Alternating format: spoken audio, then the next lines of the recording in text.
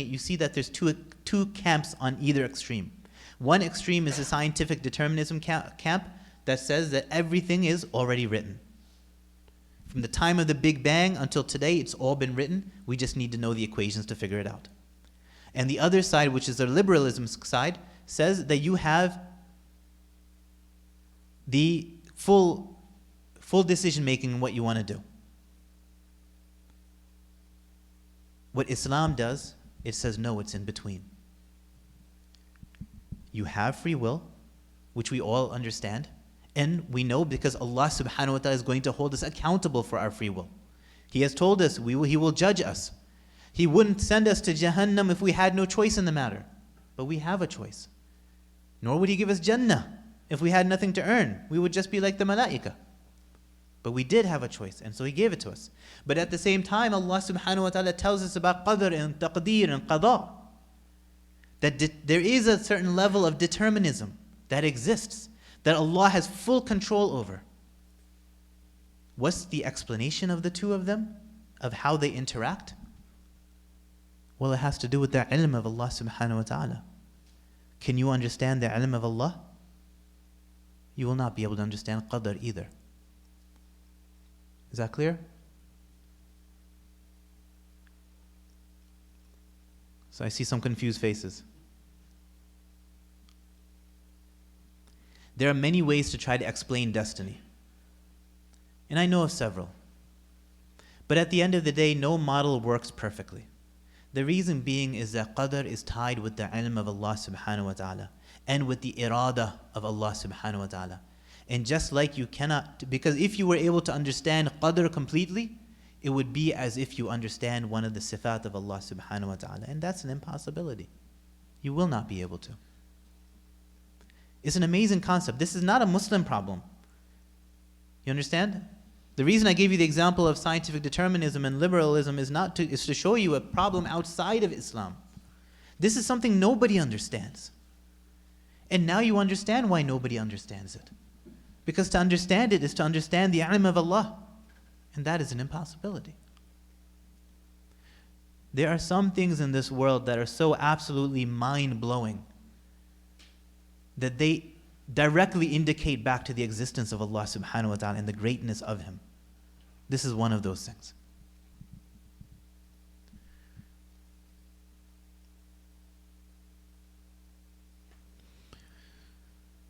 So some of the scholars said about this, that when it comes to qadr, it is wajib upon us to be silent about the howness of it. Meaning, don't ask how it works, because you're not going to be able to understand it like I mentioned. So it's wajib to be quiet, to be silent about asking kayf to the sifat of Allah subhanahu wa ta'ala, any of them.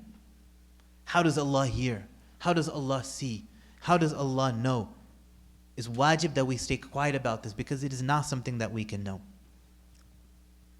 And it's wajib to not always ask why to everything that Allah subhanahu wa ta'ala does. You know, I had a very interesting conversation the other day where a person was speaking with an atheist, and they were texting me at the same time as they're talking to this atheist, trying to get the answers as they're going along.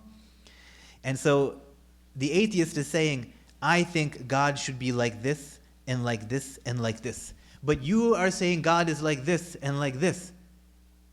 And this doesn't make sense to me. So the approach of the two is amazing. It's amazingly different.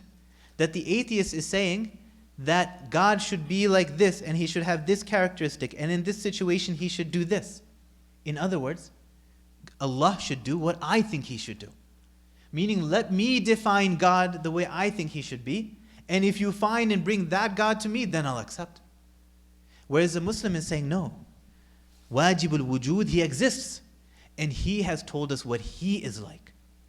I am a slave of Him. I will not define Him. He will define Himself. So we don't go asking lima always to what Allah subhanahu wa ta'ala does. We're not always saying why? Because we are not the ones who dictate Allah's sifat and what He does, but rather Allah dictates it for Himself. Because if we were to dictate what He does, well, how different is that from my own child? I tell my child what to do. He doesn't tell me what to do. Now I'm going to tell Allah what He should be doing? It's a reversal of the reality of the situation. So Iman means that we accept this. Allah subhanahu wa ta'ala exists. He decided who He is going to be, and He has decided what I should be doing. Not the other way around.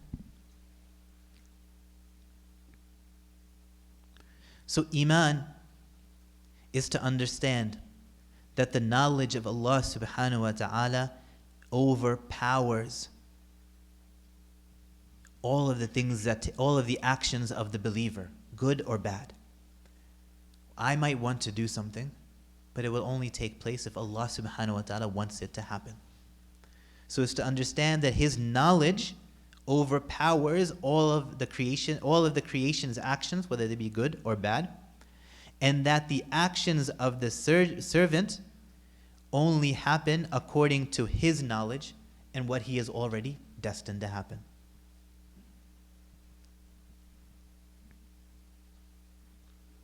So the deeper point here for us is to understand that everything that we do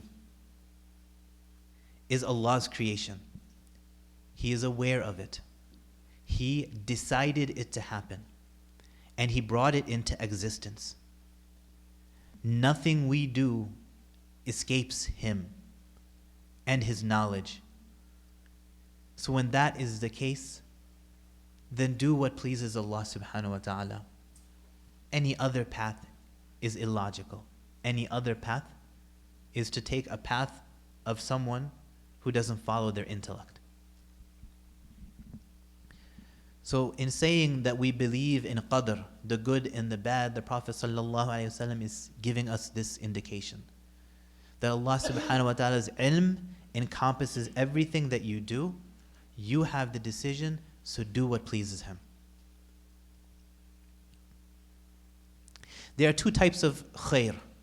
There are two types of khair. One is ukhrawi and the other is dunyawi. So in the hereafter, khair refers to getting Jannah, being protected from punishment, and getting the pleasure of Allah subhanahu wa ta'ala. In the dunya, there's three types. So I'm breaking it down. I don't think I've done this for a couple of classes. Ukhrawi, dunyawi. Within dunyawi, there's three types. Nafsani, jismani, and khariji. Nafsani, those things that are within you.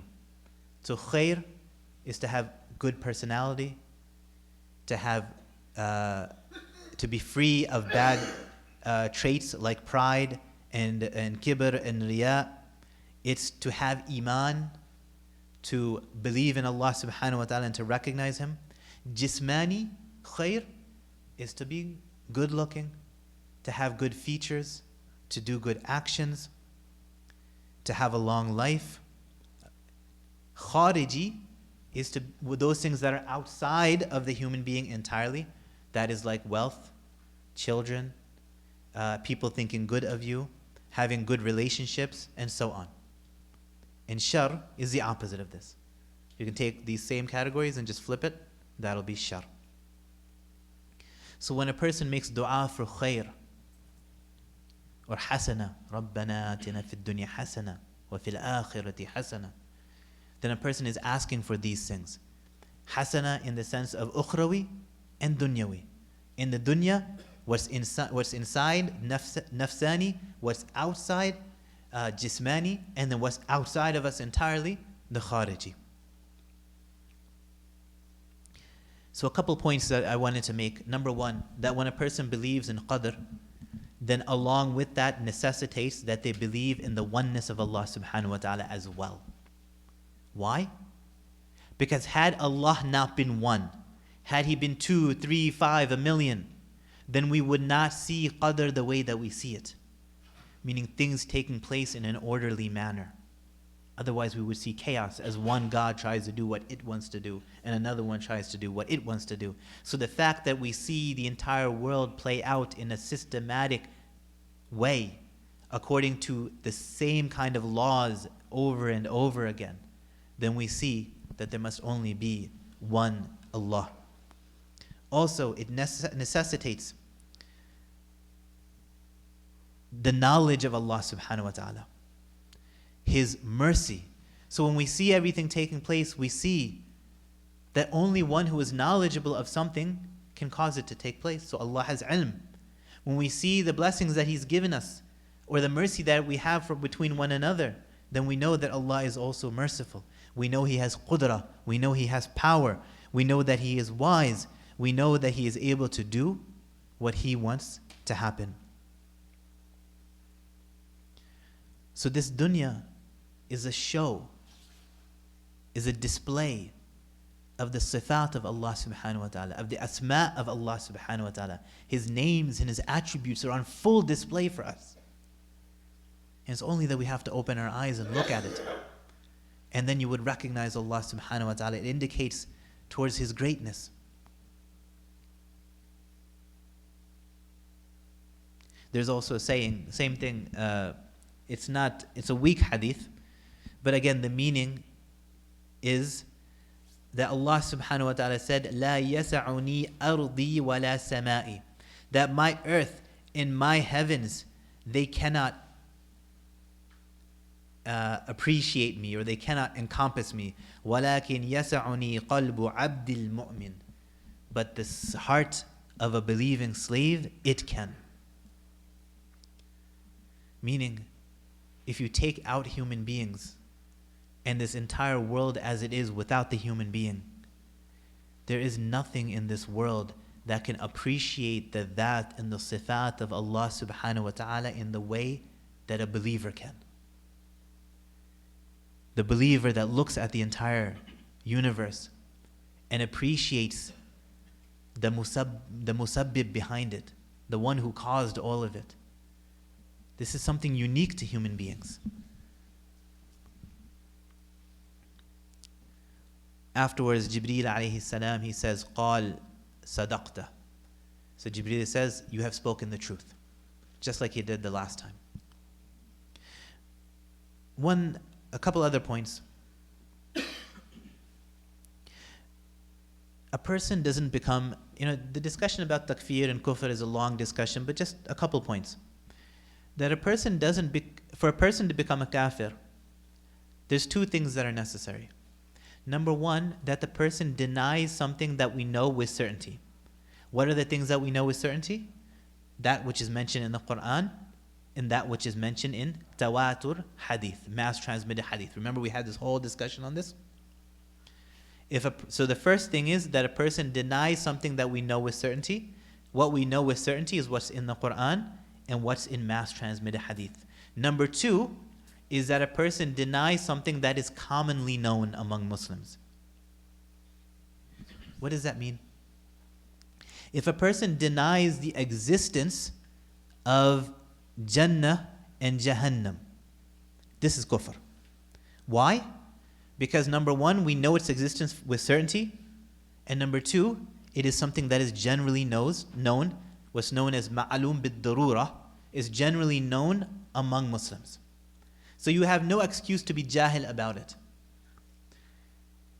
But if a person says, for example, there used to be a big discussion about the createdness of the Quran. Was the Quran created? So if a person says, yes, it was created, or a person says, no, it wasn't created, that will not take a person out of Islam. Is there an answer to it? Absolutely, there's an answer to it. But that answer is not ma'alum bid-darura, meaning it's not something commonly known among people. So if a person states something which is wrong, we're not going to automatically say you're out of Islam. This is where that whole qadi thing comes into place, where we take him in front of somebody who knows, we educate the person, we let him know that Allah subhanahu wa ta'ala said such and such, and His Messenger said such and such, sallallahu alayhi wasallam, so you should accept it. Now after being told that, if the person continues in his denial, then the qadi might say, okay, this person is no longer considered a Muslim in the community. The other point is that a person's iman, we don't have the condition that a person be able to prove their iman. What do I mean by that? That if you say La ilaha illallah, we're not going to say, okay, prove it to me logically. You said it, but that's not good enough. Prove to me Allah exists. We don't say this. Nor is it a requirement. The Sahaba went all over the known world to do da'wah. And they accepted people's Islam just by saying La ilaha illallah. They didn't ask for any proof. They didn't ask for any philosophical or logical or kalami or any of these other proofs. If a person said it, we accepted it. So if a person grows up in a Muslim family, they grow up in a Muslim community, or even if they happen to not be Muslim and they come around and they like what the Muslims do and they say La ilaha illallah Muhammadur Rasulullah, we accept it. This person is a Muslim with all of the rights that comes along with it in this dunya and in the akhirah. But one important thing though, when we lived in Muslim countries and everybody was Muslim and the community was Muslim and the culture was Muslim, then people, because of the purity of that environment, they grew up accepting Allah subhanahu wa ta'ala and they grew up revering the Prophet sallallahu alaihi wasallam. Because the community developed that in them. But when you took the believers out of that community and you placed them in a community like ours, or you changed the community where it was a Muslim community, now a lot of irtidad and a lot of atheism has found its way into the Muslim community, then the situation starts to change. Now, it's no longer the situation where a person growing up, in fact, even today, it's no longer the situation that a person who might be born into a Muslim family, grown up into a Muslim family, continues to be a Muslim. So now we're in a situation where we have to educate people about Islam and the beliefs of Islam and to give them the proofs of it. Why we believe that Allah is one. Why we believe that wajibul wujud exists. Now, unfortunately, we're in that situation where we have to have these discussions. Keep in mind that all of these discussions, the sole purpose of it is to support what is mentioned by the Prophet ﷺ, whether that be in Quran or a Hadith. So we will use logical proofs to support Islam. This is very important. We will use logical proofs to support Islam, but we will not use logic to define Islam or to say what is or is not Islamic. I want everyone to be very clear about this.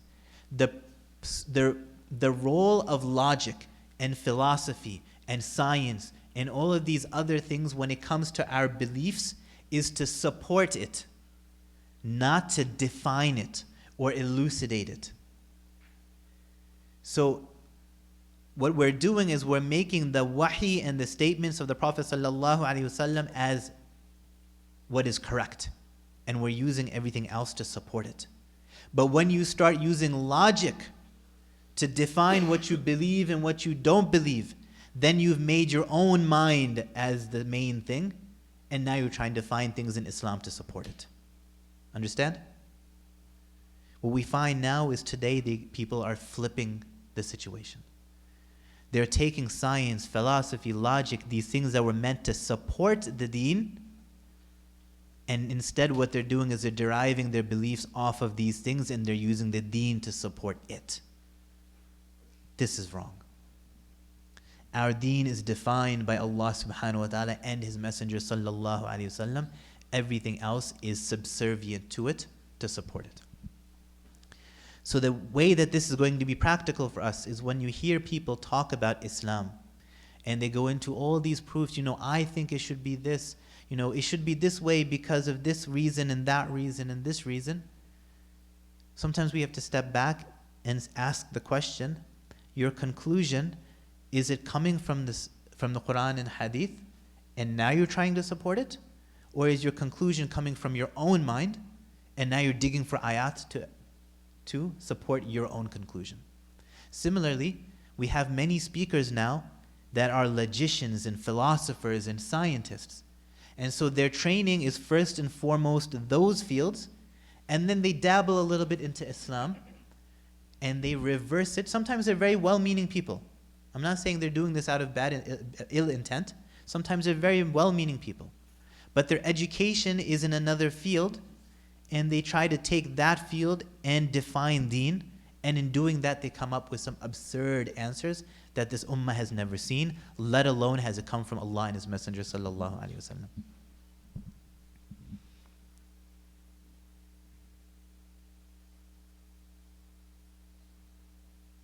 The other thing is that sometimes you will hear scholars say that taqleed in Iman is impermissible.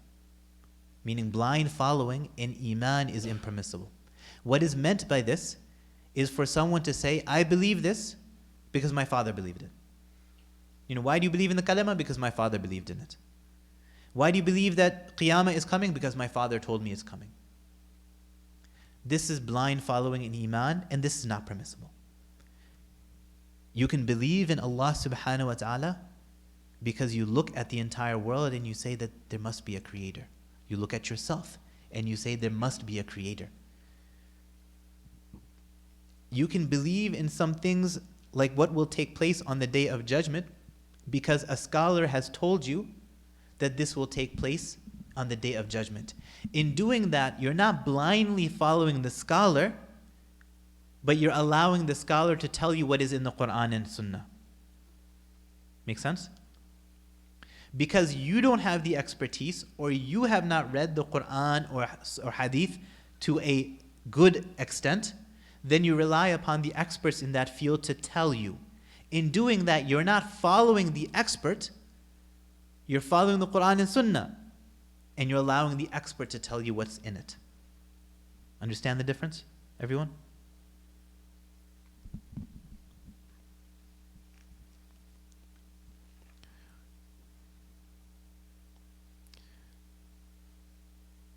You know, Iman, I'll stop here inshallah, but Iman is a very, very important thing. It is what defines a human being. It is what truly makes us human. It is what makes us the best of creation. And it's also what can make us the worst of creation by rejecting it. There was a scholar named Abu Yazid Bustami, rahimahullah. One day a person asked him, he said, is your beard better or the tail of a dog? So he's giving him a hard time. And he's not asking a sincere question. He said, what's better, your beard or a tail of a dog? So Abu Yazid, rahimahullah, he answers saying that if I die on Iman, then my beard is better. But if I die on kufr, then the tail of the dog was better than my beard. This is the reality of a human being. This is the reality of Iman and kufr. That a person who dies, Allah subhanahu wa ta'ala gives him tawfiq to die on Iman, this person is the greatest of creation. But the person who dies on kufr, then this person might as well have been a dog. In fact, he was worse than a dog, because at least the dog didn't have the free will to decide what it wanted to do. And the person was given the free will, and yet he chose the wrong path. So we ask Allah subhanahu wa ta'ala to give us tawfiq, to give us a death with Iman, and protect us from kufr. So inshallah we'll stop here. This hadith is going to take, inshallah we'll definitely finish this hadith in the next class. Any questions?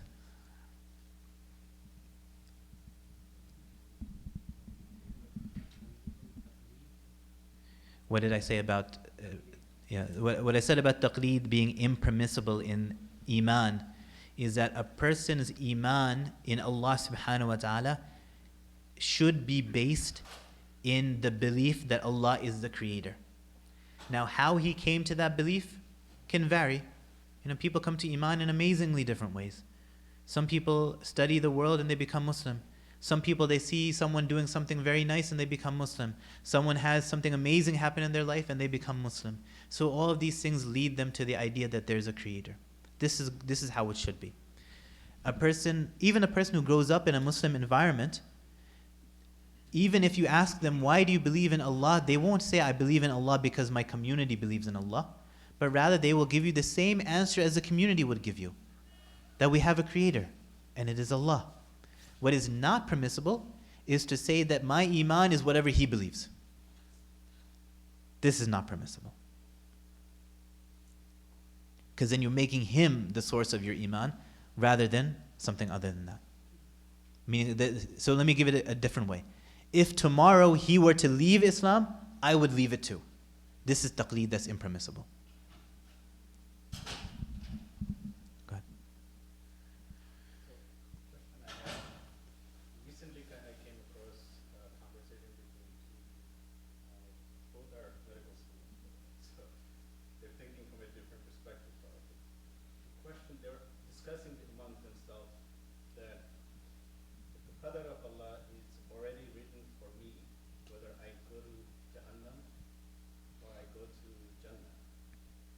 Your question is, why, this two-part question. First question is, why should I do anything good if I already been written to go to Jahannam, and how would it change?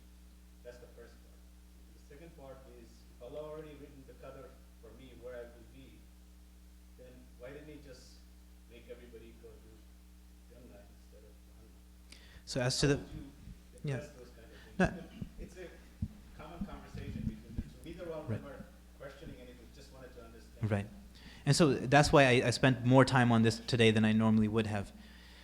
Is that if a person were to say that if Allah subhanahu wa ta'ala has already written something for me and so I don't have a choice in the matter, then what this person, suppose we take that as the argument, then what this person is doing is he's making the same argument of determinism as I had already told you, right? I gave it to you from the perspective of science.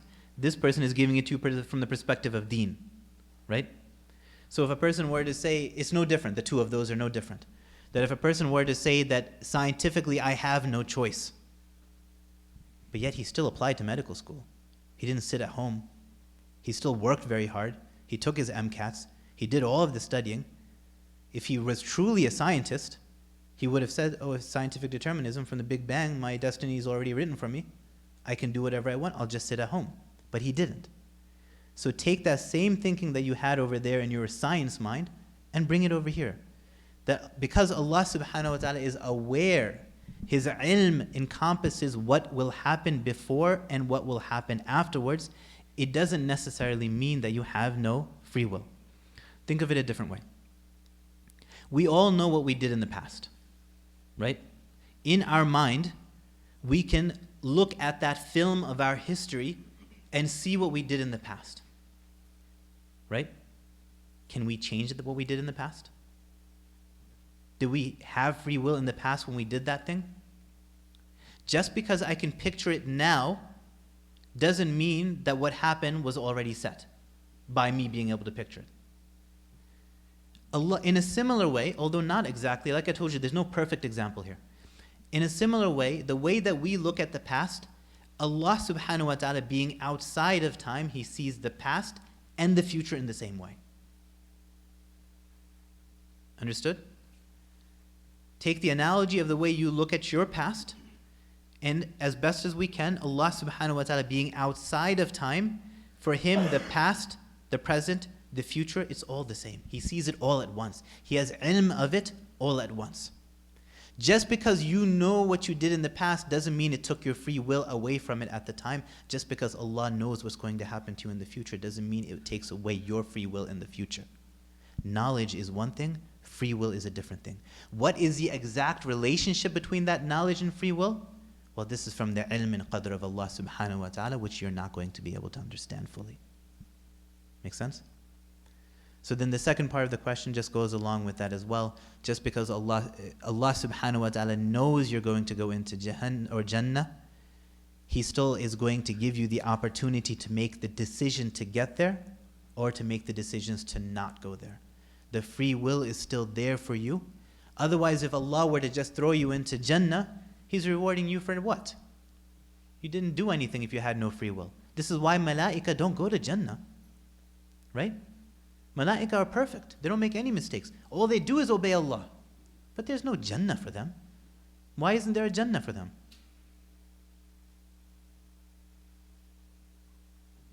There's no free will. An animal goes all day long just following its desires. It's nafs all day long. But it doesn't go to Jahannam. If a human being were to do say the same thing, they would go to Jahannam. Because there's no free will there. So now to give our entrance into Jannah and Jahannam is based upon this gift of free will, which we have and other creations do not have. To give us this free will, but then not give us the opportunity to either earn Jannah or not earn it, then what was the point of giving it? Right? This is the defining characteristic of human beings, is free will.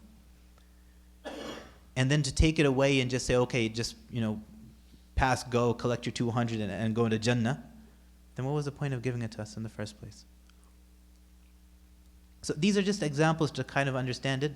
But as I said, in my opinion, the best understanding of this, the clearest understanding of this is to realize that qadr is linked with ilm and you cannot understand it. This is why no Muslim can fully understand it, and no non-Muslim till this day has fully understood the relationship between free will and determinism.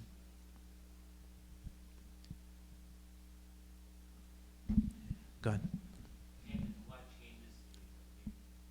This is a discussion. So even among the scholars. So some of the scholars have taken the opinion that there's two types of taqdeer. There's two types of qadr. So there's a qadr that is set, and then there's a qadr that is mu'allaq, meaning it's conditional. And so that condition is on dua. If a person makes dua, so it's like you have your qadr. If the person makes dua, then this will happen. And if it's almost like the book, the lawh, it says that if the person makes dua for this, he will get this. And if he makes a dua, he will get this. So that's all written. So some of the scholars have said this. In general, most of the ulama have said that this is a weaker stance, that we don't really have too much proof for that.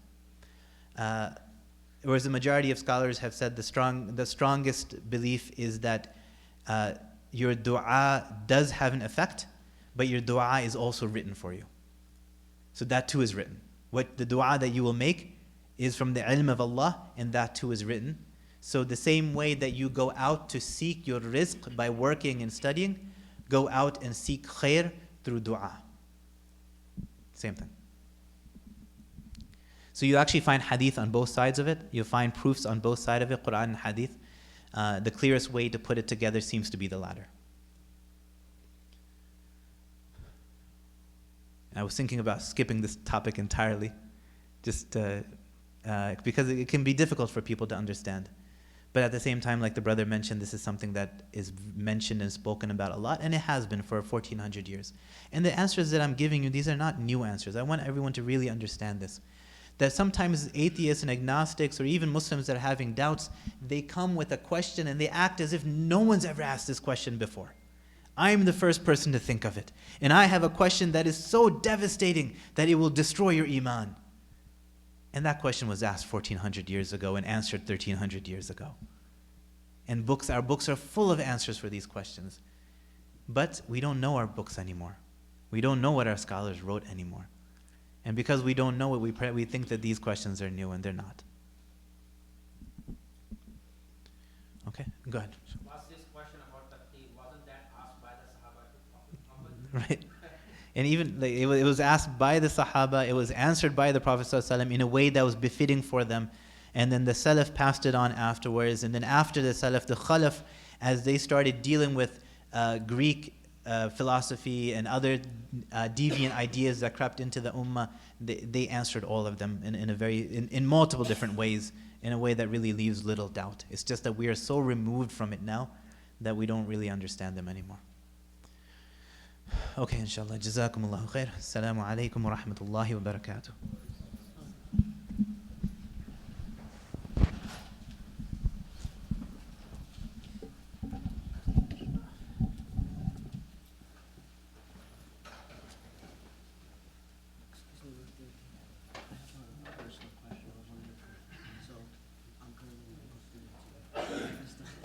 You've been hearing that a lot today. So you've been hearing like a lot of like questions when it comes to students about what you said about obedience and disobedience and what's good or bad. So let's say for example, if I were to prescribe something, say for example, opium versus marijuana, and how even though statistically from what I've read, marijuana has not been that beneficial, but at the same time, opioids have been ordered to prescribe that because currently this is illegal versus legal. This one to uproots or changes your mind. This one, I mean, it does, but not this. right. Okay, that's like one thing. To what extent does something that alters your mind is considered bad? This whole thing is a discussion within the books of fiqh as to how we're practicing habits of position. So the question is, if something is mind altering, suppose there is, before if somebody overdosed on, say like antidotes, we would give them an IV of alcohol, and that was the treatment for it. So in that particular situation, when the treatment is something that is generally haram, it becomes halal for that treatment.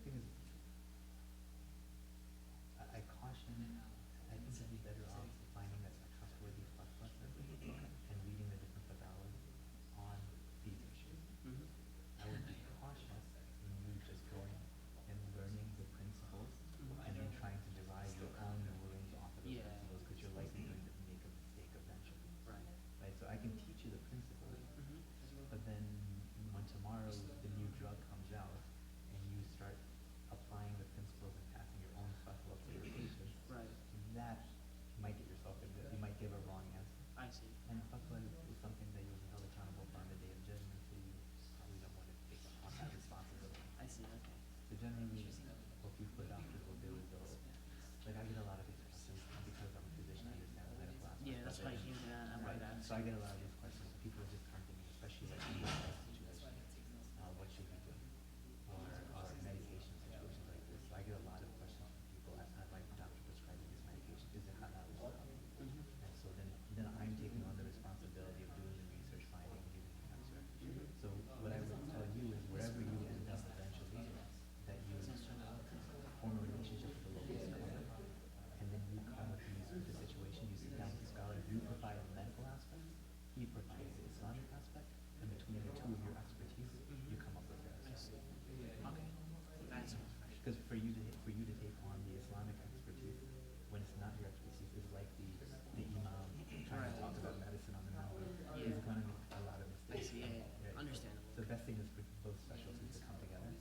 For sure. Because it comes up so many times. I have like so many friends, and we have so many step questions where it always talks about like drug abuse or even like misprescriptions, like people who are like wrongly diagnosed with say depression, Right. take antidepressants, Right. and then like sometimes we'll ask like, would this be considered haram at this point because they're taking an antidepressant when really like they've been wrongly diagnosed with it. So like that's like the thing I want to get clear. So in general, what the Sharia does, it tells people to follow the expert's opinion. So if the doctor makes a mistake, that's on the doctor. It's not on the patient. So if I come to you and you say the treatment for this is a shot of vodka a day, whatever, like you say it's a shot of vodka. Right. If you're my physician, then I will take you as the expert, and then I will think it, and you may be totally wrong, and in fact, a shot of vodka is not a treatment for anything, as far as I'm aware. And if the patient starts drinking it, he'll be safe because he followed the expert. But the one who gave the answer will be the one who lied. I see. Okay. Thank you so much. So, what's your name? Usman. That's my friend. Which school are you at? I go to AUA, American University. Is it medical school? Oh, okay. So you're off right now, you're upset. Yeah. Well, I just finished 2 years there, so now I'm doing my rotations here. Okay. Where are your rotations at? From C in Staten Island. Okay, so are you from this area? Yeah. I used to live in Staten Island, but I recently moved here in New Jersey. I'm walking distance away. Nice, mashallah. Okay. Good. The rotations close out too. Okay. All right, inshallah, see you around. Have a good night. You too. All right, so good.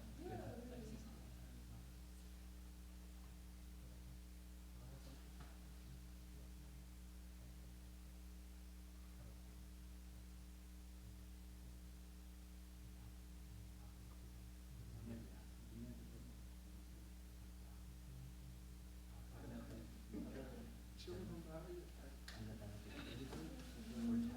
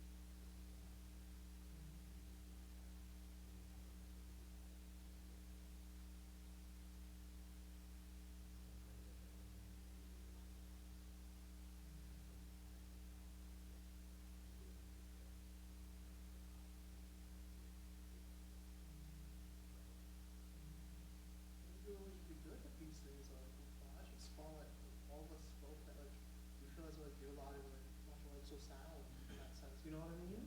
But the fact is that tomorrow you can sit down and you can get their logic and walk out and then you allow it to be there. No, no, no. There's a reason why I say that. There is a depth of thought.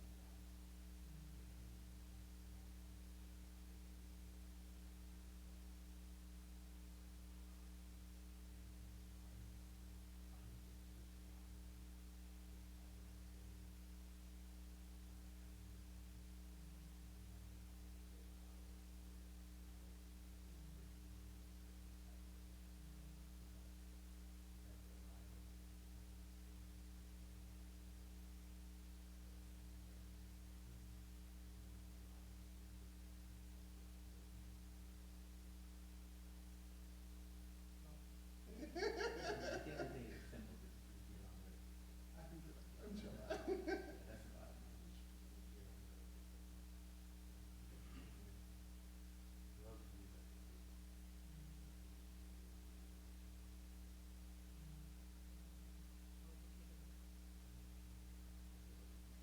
Yeah. That's a big thing. No, no, no, no, no, so tan skin, big, you know, big round head. No, yeah. The mother is very not there. Yeah, tan skin version. Okay, okay. How tall is he now? He's actually not that tall. Oh, okay. His parents must have been short. So like my son, he's 3 years younger than me. We're almost the same height. How far? He's not that tall. Not too tall. Just Yeah. short, but big. How many years are from you? Oh, mashallah. Nice to meet you.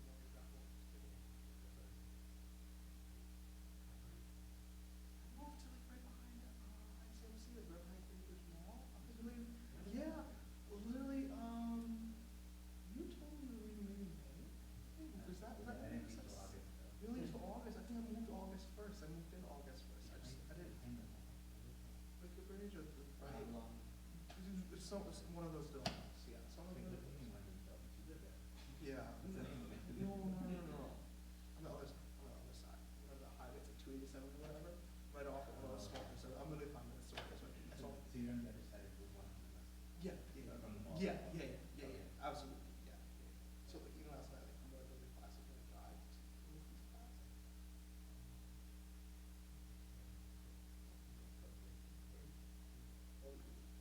You'll show up in the well, here and there, show up. Oh, All of really? it. That and he's there 5 times a day. He's a good friend of yours. How's your involvement with you? Yeah.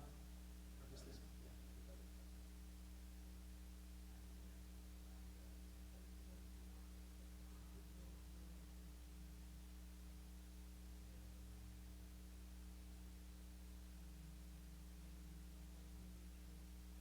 Are you still taking shifts at